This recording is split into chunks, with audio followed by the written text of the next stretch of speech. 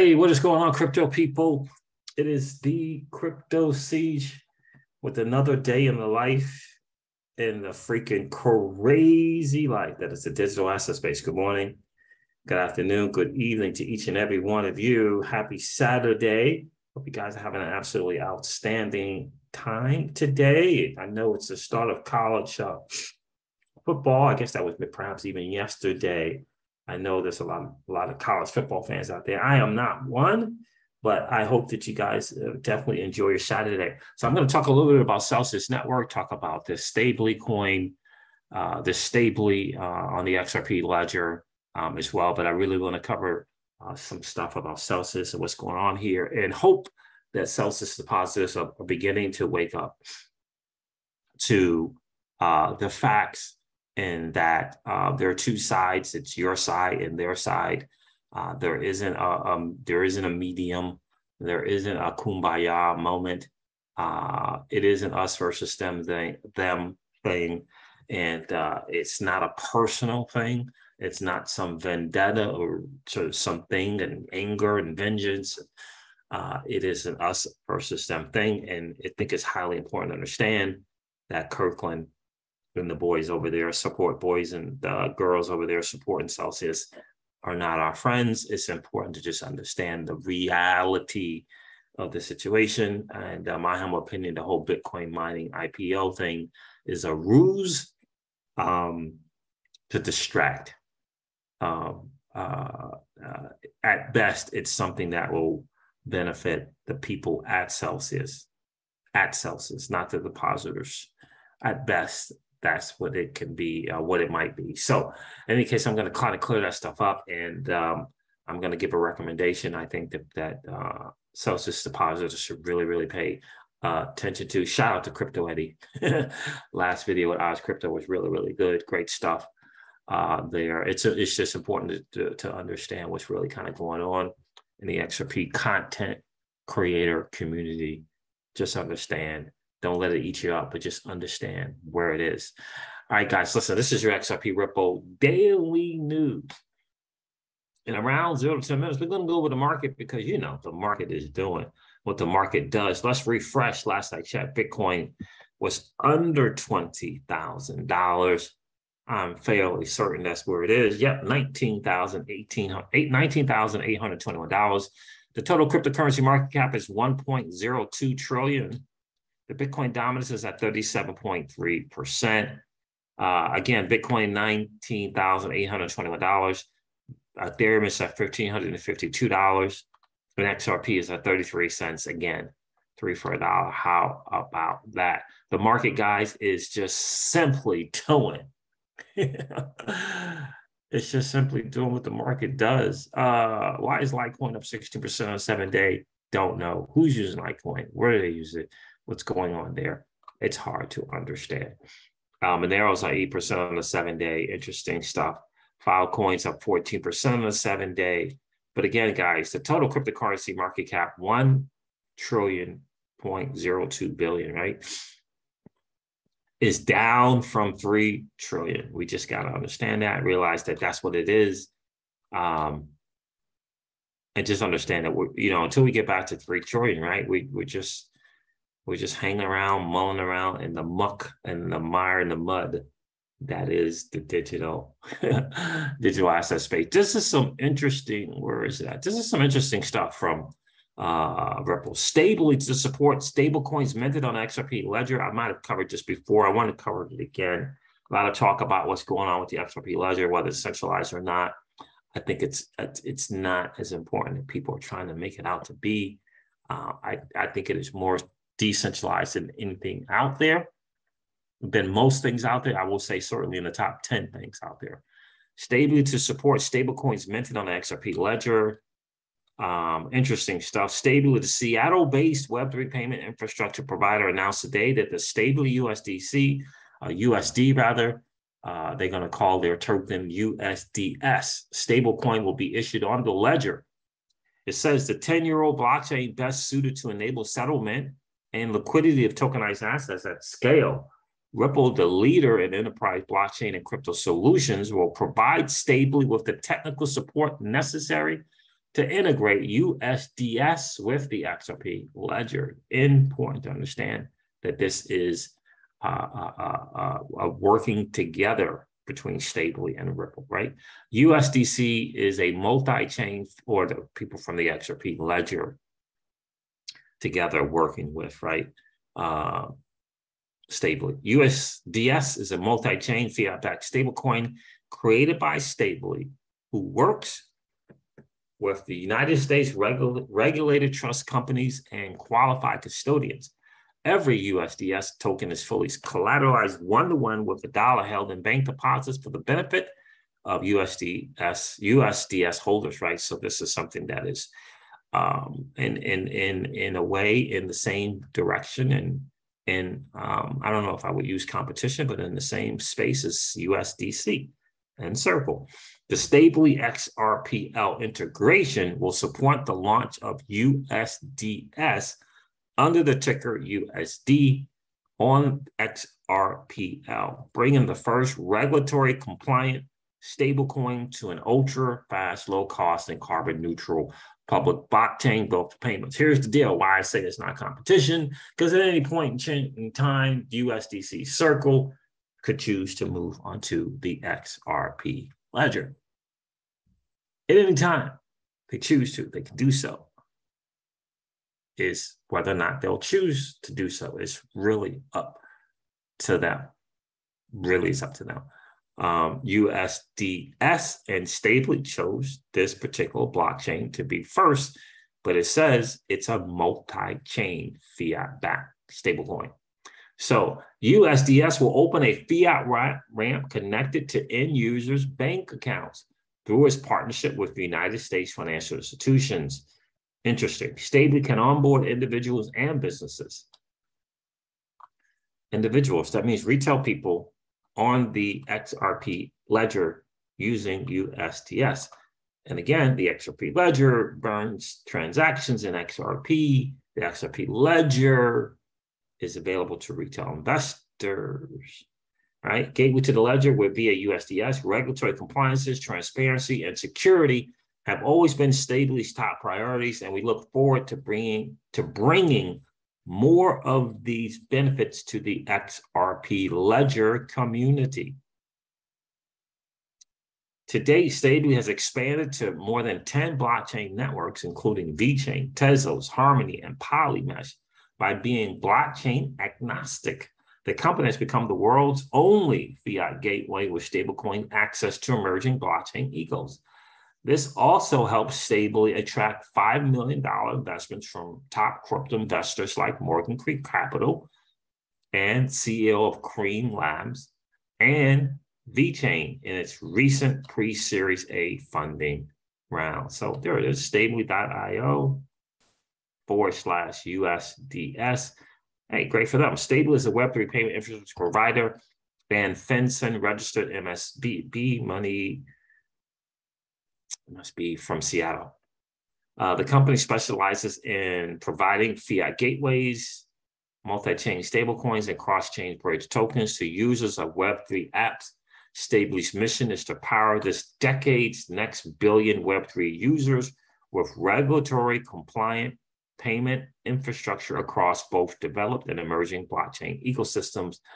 Oh, there it is, stably.io to learn more. So very, very cool. That's very, very, very, very exciting. And you're going to just see more and more people like Stably hop onto the XRP ledger. It's just a fact that the way it is, which has a decentralized exchange already built in. It's just genius in motion.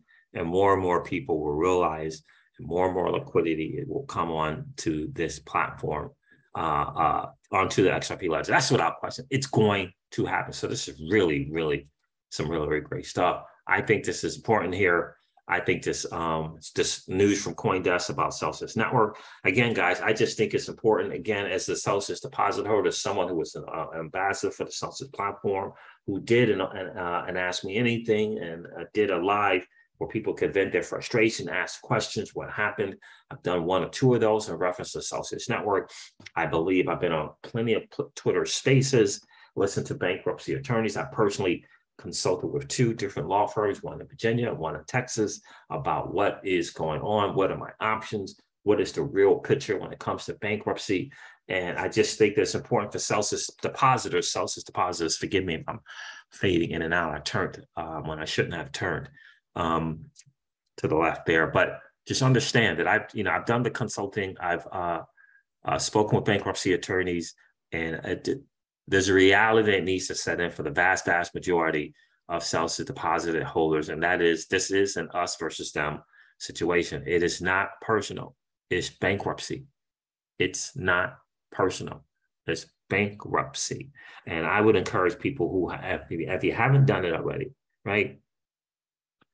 Consults, 100 to $250. You get about 30 minutes, right? You get about 30 minutes, but you can ask some questions. You can get some consultation to get the bigger picture. I think it's important to get the bigger picture from third party, right? Because a lot of times people can't see the forest because of the trees. You need someone on the outside to kind of, to tell you the painful truth. And in this bankruptcy, it's an us versus them. This guise of this UCC working on behalf of the depositors is at the best thing that this white case people, in my opinion, will be able to do in this bankruptcy is provide an access and a gateway for other people looking to purchase Celsius assets. That is at best. I think that Mashinsky hired the best law firms that money can buy, and they just have an upper hand over white case, and they certainly have an upper hand over you and I as depositors. And in order to fully, in my opinion, in order to fully understand the real deal here, they got to seek counsel outside of, you got to seek some counsel outside of being on Twitter Spaces and listening to people from whatever ad hoc group that you want to listen to, given their non-professional opinion. You got to listen to the professionals in the bankruptcy space and listen to more than one, get some counsel from more than one, so that you can get the real picture. And the real picture is painful, but at least you will know the real deal, or at least get a better sense for the real deal, right? And so I think people like Otis and others are beginning to realize more and more and more the real deal. It's not personal, but the ultimate bottom line is there was a misleading and mistruths about the operation at Celsius Network. That's period, point blank, full stop. There were misleadings and mistruths, period, point blank, full stop, from Alice Mashinsky and the people at Celsius. Just, it is what it is. It is what it is.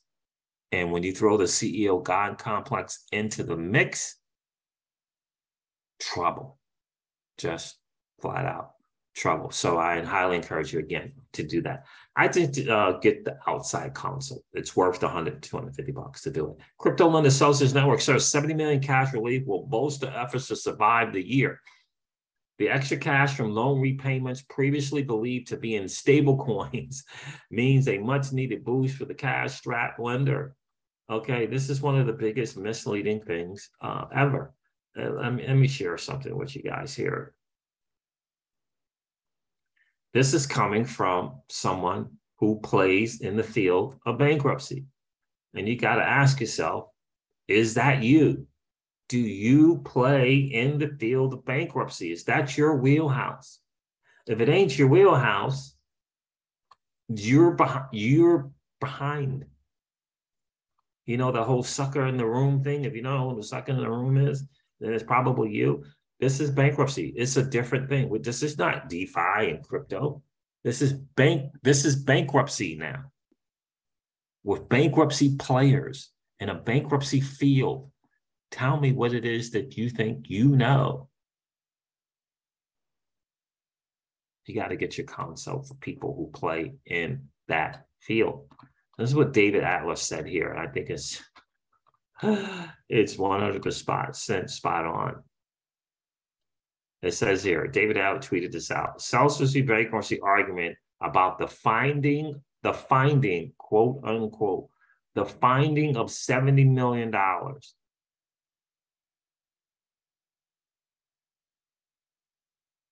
He responded, he said, could it be that this loan was discovered to negate the potential DIP financing, which everyone is opposed to?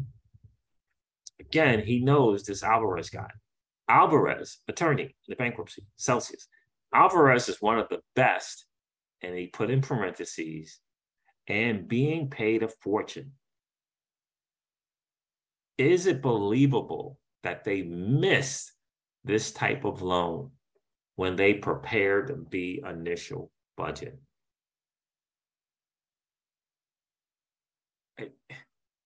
Again, if this bankruptcy thing is not your wheelhouse and you're going around and you're running around on these AMAs talking with people who are out of their realm, it's not their expertise.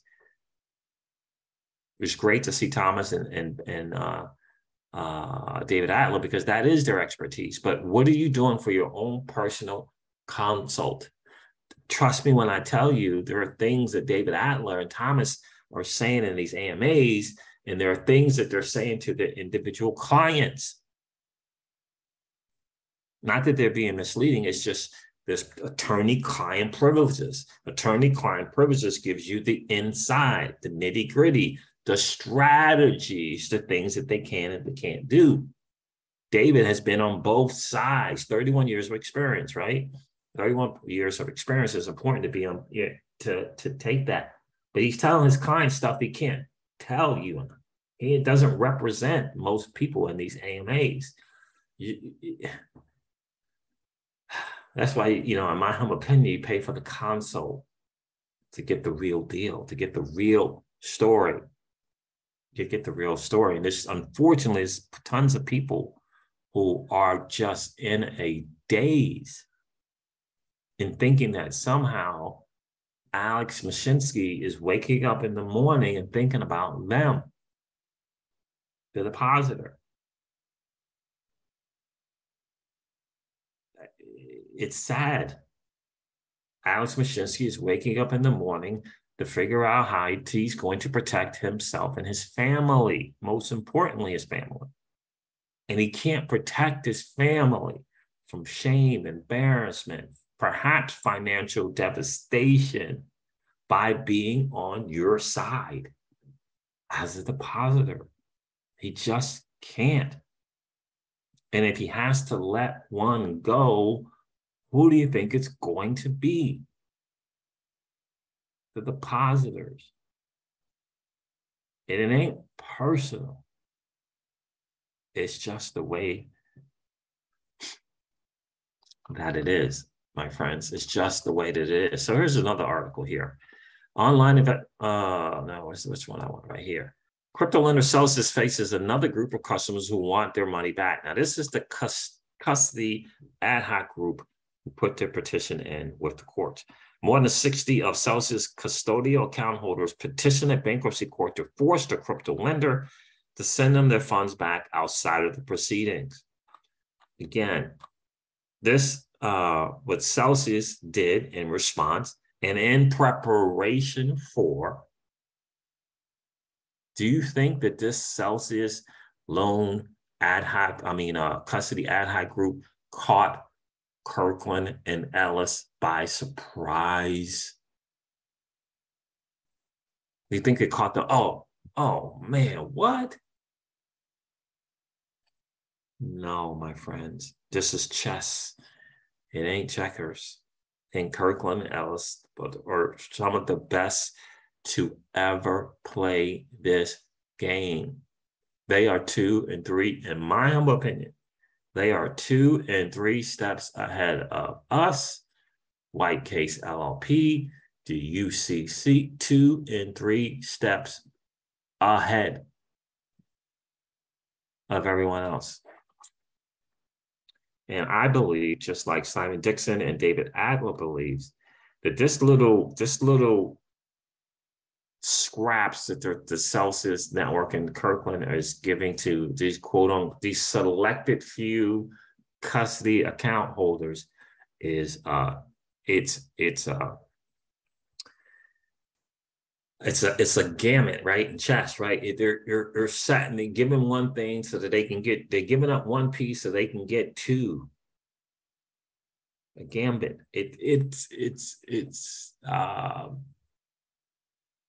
They're 2-3 steps ahead. They're 2 or 3 steps ahead, and just don't fall for it.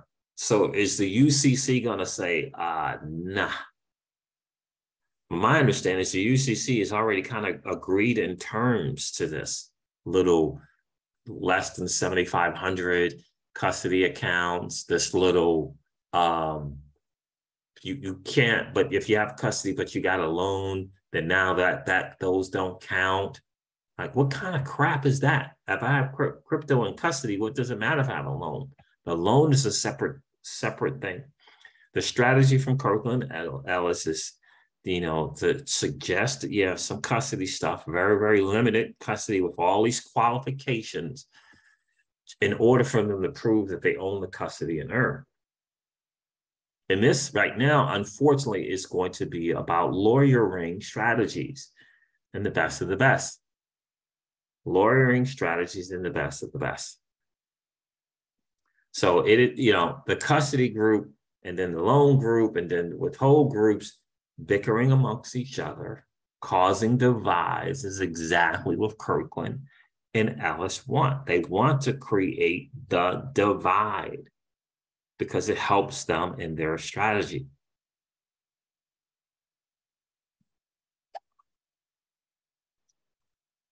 That's the thing that I think is most important for people to understand, is that this is a strategy by Kirkland and Ellis to position themselves to say, in fact, that they own the crypto in the earned accounts. Now, to Judge Glenn's credit, he understands this, and so does the U.S. trustee. To their credit, they understand it. So is all lost? No, because on the 14th, we're going to hear about whether or not an examiner is going to be put into the mix. Hopefully, it will be a Chapter 11 trustee as opposed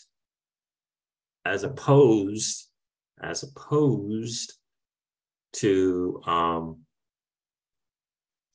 an examiner. Chapter 11 trustee, it acts a little bit more in favor to the depositors, the people who have been harmed.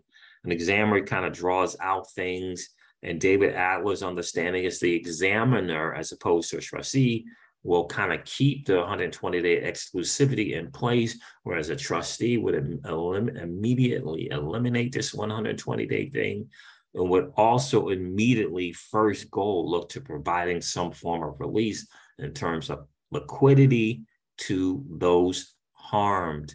So we hope and pray for a Chapter 11 trustee as opposed to an examiner, Kirkland and Ellis is planning for the examiner, or they're probably planning for both and hoping for more so an examiner than an trustee, because when the trustee, Chapter 11 trustee comes in, all retentions of attorneys and all that kind of stuff on behalf of Celsius gets done. It's done. They're gone by the wayside. Did you know that? Yeah, they're done. Paycheck stops. So we got to hope and pray for a Chapter 11 trustee. And in addition to hoping and praying for one, you can also write to Judge Glenn as a depositor, and suggest that you would like to have an trustee, a Chapter 11 trustee put into place. You can do it. Again, Judge Glenn has been very, very good about looking at letters and reading these letters. And perhaps, with enough letters written in before the 14th, hopefully probably before the 10th or 11th, get enough letters in, wanting, suggesting and hoping and asking for a Chapter 11 trustee as opposed to an examiner would benefit the vast, vast majority of the deposit holders, in my humble opinion. So What I think the most important thing right now, I said it yesterday and I'll say it again. I believe that Simon Dixon and Bank to the Future is the best overall move for depositors of all kinds, accredited or non-accredited, in Celsius. It's my opinion. So Bank to the Future to acquire crypto lender Salt, I think is important because, again, this is Bank to the Future looking to do more and more stuff. I think, this intent to acquire Salt is important because it puts them more and more regulatory compliant. But take a listen to the article from Bank to the Future. Bank to the Future to acquire crypto lender Salt on a bid to reshape crypto lending. Again, being made whole in Bitcoin or being made whole in your asset is still being made whole. You can always swap something for assets that you want, if that's what you want. Nobody talks about the swap features available on Celsius if they would open them. I think that's important to consider.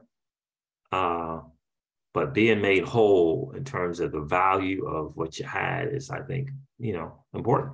Bank to the Future has entered into a non-binding letter of intent to acquire Salt.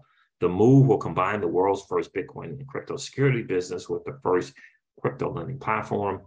Bank to the Future and Salt have operated advanced securities and lending technology for a decade combined and have extensive experience in their respective fields. The transactions described in the letter of intent are contingent upon signing definitive agreements and obtaining regulatory approvals, right? Huge. The primary objective is to develop what we believe to be a regulatory compliant solution for customers impacted by the current crypto lending crisis. We want to offer an option for distressed lending companies that may not be able to come out of bankruptcy due to regulatory issues. We have prior experience supporting our sector to recover swiftly with our involvement in Bitfinex exchange hack recovery in 2016, says Simon Dixon, CEO and founder, co-founder of Bank to the Future. Mt. Gox took 8 years to resolve, and depositors are just now seeing light at the end of the tunnel, while Bitfinex was recovered from disaster in less than a year after working on a recovery plan with Bank to the Future. By combining securities and lending, we believe we can attempt the same for distressed lending companies. So I think this is really, really important. Now, I get it. You go to Salt's platform, most digital assets are not there. It is few and far in between. Let's do this. Let's go right here. It'll tell you the cryptos. But again, in the world of being able to swap something for another thing, not really sure it really matters. Crypto-backed loans, it tells you the different digital assets that they take for collateral. Back yonder, it wasn't very many. It was just really pretty. See, I don't know most of these. I don't know what most of these are here. Obviously, there's Bitcoin, Ethereum, Bitcoin Cash, like Litecoin. I don't know what that is. I don't know what that I don't know what those are. It doesn't say. Maybe there's a frequently asked questions thing. Let's see here. Can I use multiple? All right, so here are. Yes, we accept multiple assets as collateral, including Bitcoin, Ether, Litecoin, Bitcoin Cash, Paxos Gold, USDC, and True USD. Those are it. And you can combine as many collateral types as you like to secure your loan. We also accept SALT tokens as a secondary form of collateral, i.e., you can use SALT tokens for up to 20% of your collateral portfolio, with other 80% made up of our other supported collateral types. So those are there, right? So something to not consider, but I'm saying that's how SALT works. Those are the cryptos. I think that Simon Dixon's, and what he's looking to do, is without question the best option. Doesn't mean this is going to happen, but I do think that he's making moves for recovery plans that I think are just the best overall. It doesn't matter to me about self-token holders. Ultimately, the self-token holders have to make a decision about being made whole or not. And what I mean by that is, if you got $100,000 in sell tokens and you have an opportunity to get $100,000, do you want the $100,000 or not? Let's say you can get $100,000 in Bitcoin, but you no longer have sell token. Would you take the $100,000? And we have to, all the other altcoin holders have to ask themselves the same question. I know what you're going to say. Well, I had 50,000 sell tokens. I want 50,000 sell tokens. I know you're going to say that and think that. But what if you can't get that? Personally, I want the opportunity to be made more than whole.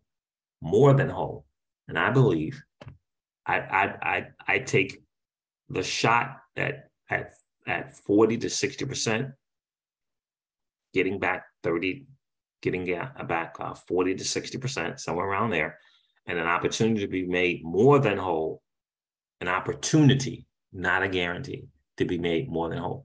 I don't believe right now there is any scenario to be made more than whole, other than a recovery plan that involves equity in a new platform moving forward. I don't see any other plan. I am not a fan of any kind of Bitcoin mining valuation. I think it's a misnomer. I think it's misleading. I don't think it's for depositors at all. I don't think it's for depositors at all. I think it is for the board members and a few insiders at Celsius Network that will benefit from any kind of potential IPO thing. I don't believe it. I don't believe it. And I think Otis is beginning to kind of wake up to that thing as well.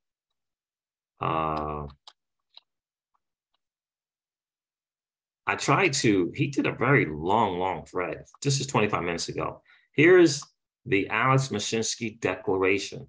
For those who want to compare it against my tweet thread, since I cite numerous pages in the declaration. This is a preview of what has gone on at Celsius. I'm putting this out before today's 1 p.m. Eastern, starting now. Spaces call. This is a proposed plan to fix this and give us the best chance to exit Chapter 11. Think of this as collective bargaining between community and Celsius. Key points. Did Celsius submit a plan to the UCC? Was said plan well received? I ask because I've heard rumors that the plan was, quote unquote, well received. I don't see how a plan can be well received without the Bitcoin mining facility being part of a said plan. In my strong opinion, says Otis, somebody knew inside information within Celsius and gave it to the super whale short seller to do such a big short. Someone knew that Celsius was missing 67,000 Bitcoin, 67,000 Bitcoin, 217,000 ETH, and 666 million USDC. 98% of the short took. Plays on FTX and 2% on OKX. This day, Celsius hasn't come out and said, we used your 67,000 Bitcoin, 217,000 ETH, and 666 million USDC to finance the Bitcoin mining facility. This is unjust enrichment, in my opinion, on the back of retail users. You do this with institutional investors, not retail users, most of whom are everyday working people trying to make ends meet.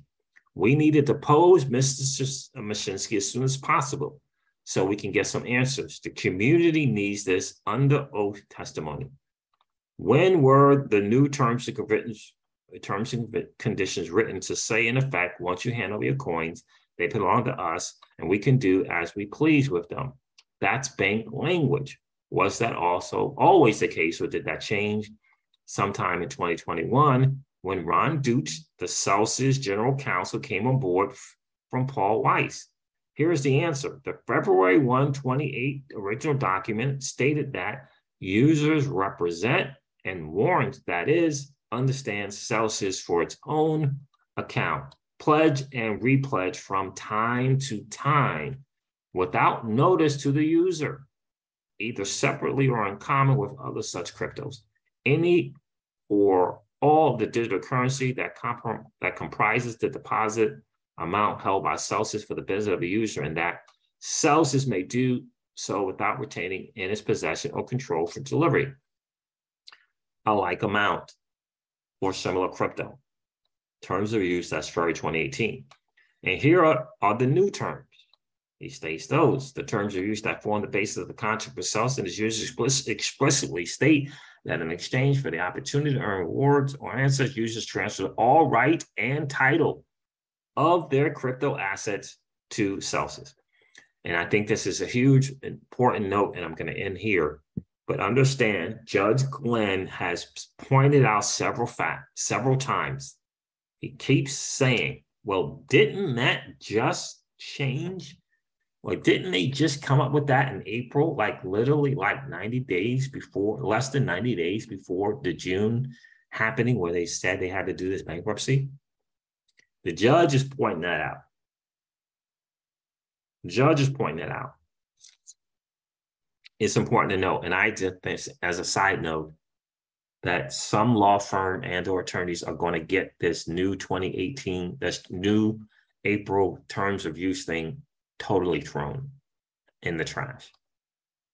Totally thrown in the trash. So anyway, guys, this is all, I mean, it's 84 threads. 84 threads. 84 different tweets, rather. Citibank taking Celsius Mining LLC public. We need to know the exact date and terms of use changed to, in effect, say when we hand over our coins to Celsius, we, the users, have no recourse at all.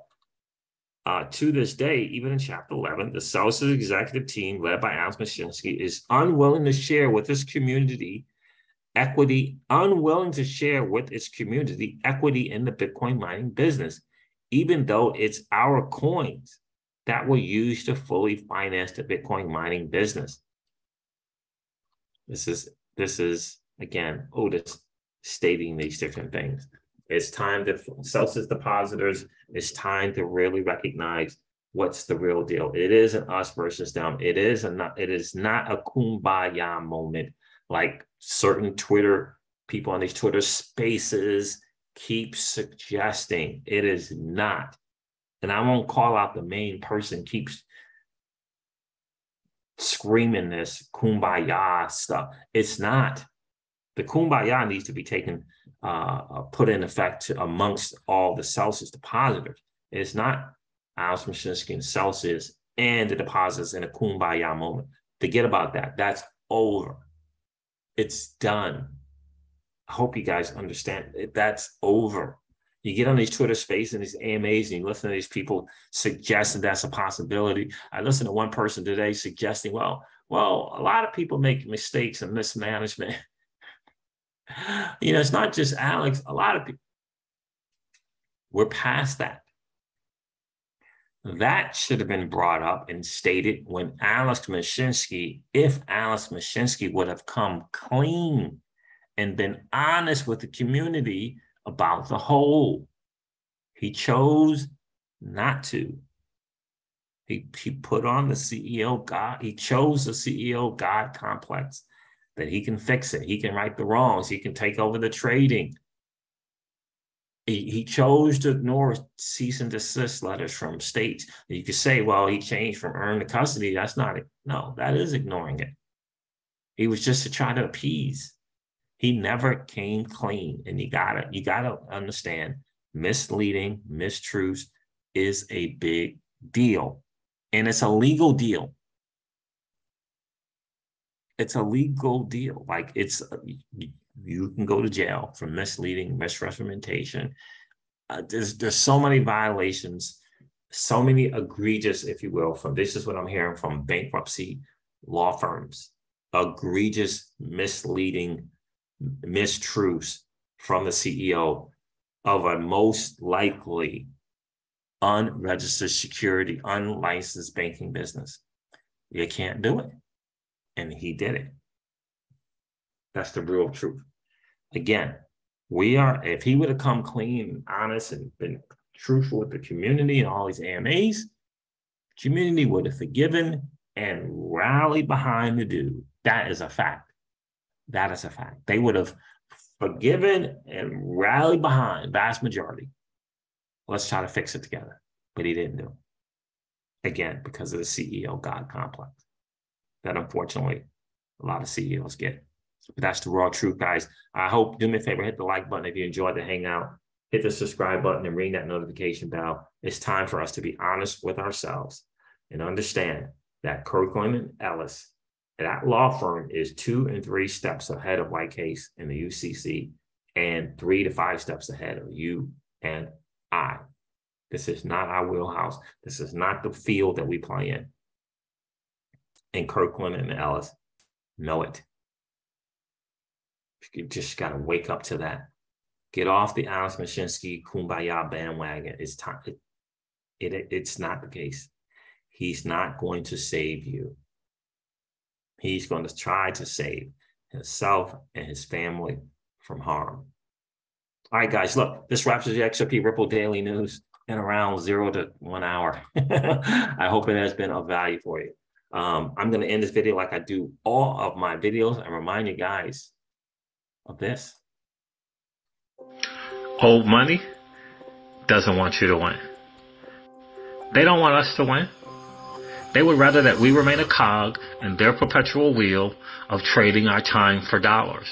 They don't want us to play in the same playground that they play in, where we allow our money to work for us. This is our chance to win, guys. The digital asset space is our chance to win. We are in the midst of the greatest transfer of wealth in the history of man. Are you participating, or are you standing on the sidelines? Here's what I do know, that the battle for you has already been fought, and the victory is yours. Go get it.